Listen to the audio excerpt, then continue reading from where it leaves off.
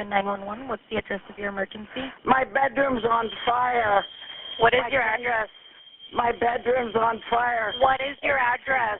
It's 1075 Kenwood Avenue, Kenwood Avenue, number 1. Number 1? My damn bedroom's on fire. I don't know what started it. Okay. Can you get out of there? I'm out in the hallway, but the bed is flaming. Okay. And What on the inside is on fire? The fire in my whole bedroom's on fire. What inside the bedroom is on fire? It's coming, it's run 4 days down the hall. It's on the left of the bedroom. I can't do what I can do. I'm crippled. Okay, are you able to get out of the residence? No, I can't get out of the way. I'm in the hallway on the floor. But this thing is flaming up through the halls everywhere. I don't know what to do. Commercial structure fire, engine 211, engine 221, engine 231, engine 241, battalion 2, 1075 Kenwood Avenue, apartment number 1, respond. When I heard the dispatch, I recognized the address. I was familiar with the apartment complex, knowing that it was a single-story apartment complex with 4 to 5 units in each section. We recognized that through the information on the MDC that there was a victim that was trapped within the apartment. When I heard the dispatch, like I said, structure fire, you always get a little more excited than other calls, but I wasn't really thinking much of it until we got to the truck and heard a report of a victim trapped inside, and that kind of gets the wheels turning, and definitely you get pumped up, and you're just trying to run through your head of what you need to do and how you need to do it fast. And so as we were responding, I'm trying to get up a game plan, knowing that what the apartment complex looked like, knowing that it sounded like the information on the MDC and from dispatch that the victim was viable. We knew that things were going to have to go fast if we were going to make it in time for her. So again, all I'm running off is an odor of smoke, and it wasn't until we actually got to the corner of Sycamore and Western that we could see smoke in the air. And the address was 1 block south of Sycamore. We made the turn and started out, noticed a couple of police cars that were parked in the area, and it was just a half block run up to the apartment that was on fire. And as we pulled up, officers were in the process of breaking out. There was 2 large windows on each side of the front door, and we pulled up just past that point to where we could actually look down the B side of the building. And at that time, I noticed that we had 8-10 foot flames coming out of a couple of narrow slit windows in that area. When I arrived on scene, I gave an on-scene report. On scene, single-story, multifamily residential. We have smoke showing. PD is breaking entry onto the building. 231 is going to be fire attack. Pass command engine T21 is also on scene. And as best as I can recall, the on-scene report was we had a working fire in a single-story apartment complex with fire showing from the B side of the building.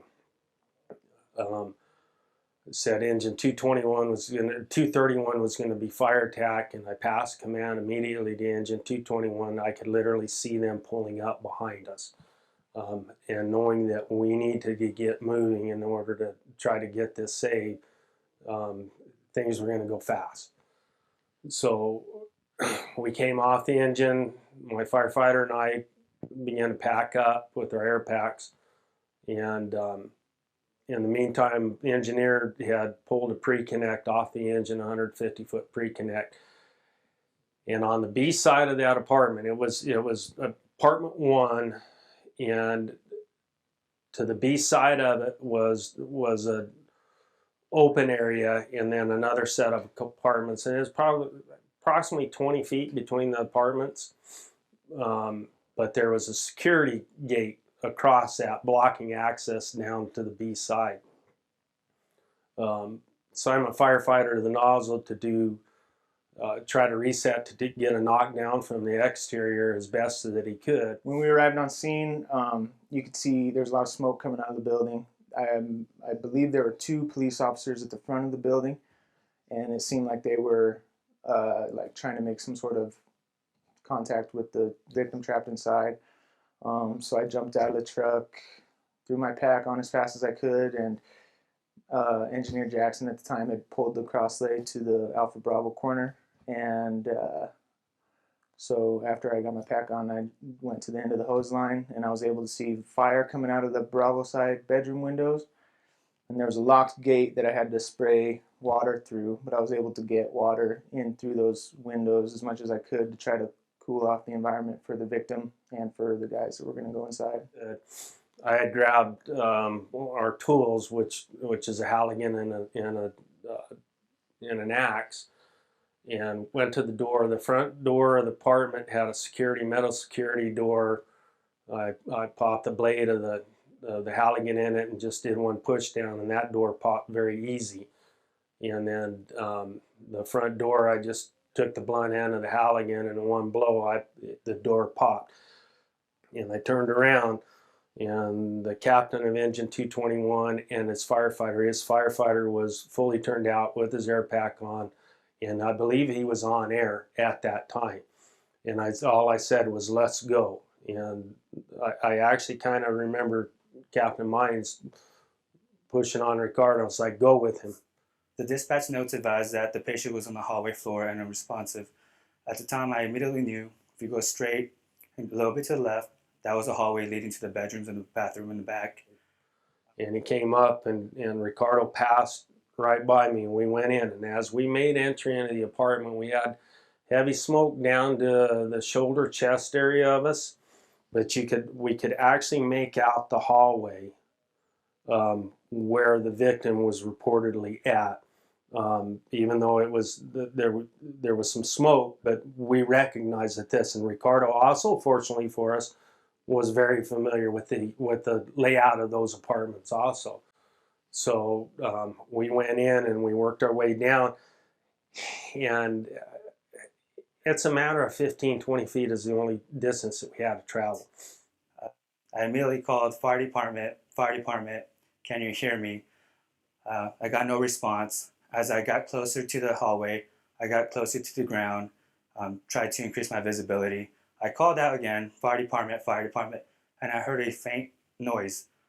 And he yelled louder again, fire department, and then we could hear a little bit of louder moan. And right about that time, Ricardo says, "I've got her." I immediately locked in the sound and went towards the patient. I called out to my captain, Captain Caston. I said, patient, I got the patient. I started grabbing her by her waist and trying to pick her up. Captain Caston approached me from the back. He advised, "You got her." I said, "I got her."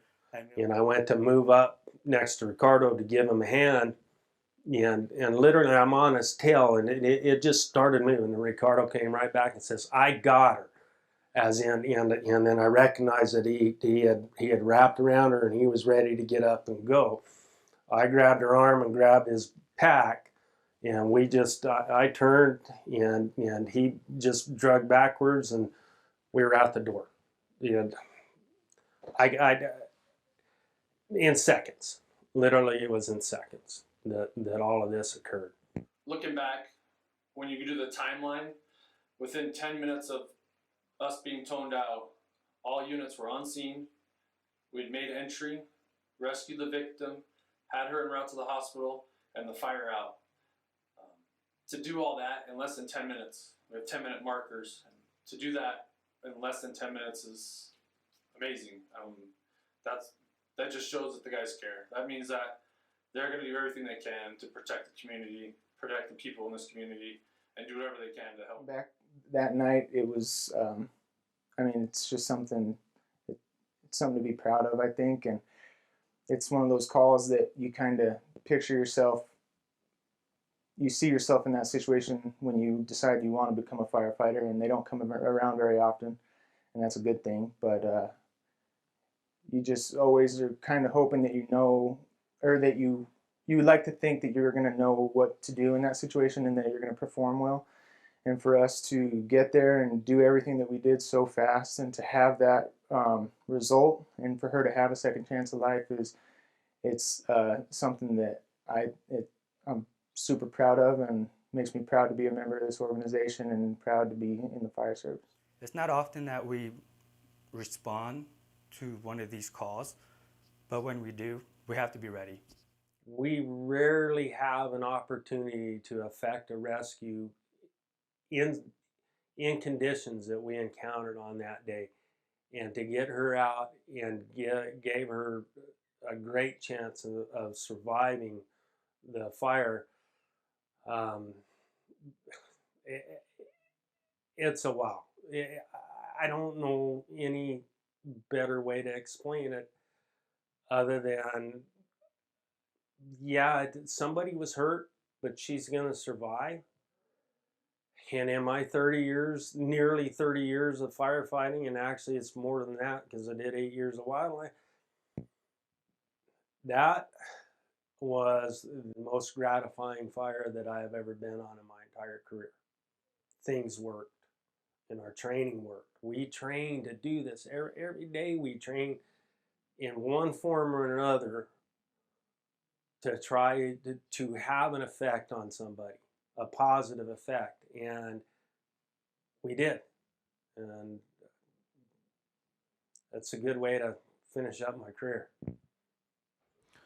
On behalf of the Kingman Fire Department and as the fire chief, I could not be more proud of the fire crews, the dispatchers, and the team that worked that night. But this effort exemplifies the level of service that we have here in Kingman. The men and women that serve the Kingman, from dispatch to fire service to our behind the scenes in support services and prevention, come together to make this a tremendous incident, a tremendous outcome, and a success for everybody involved.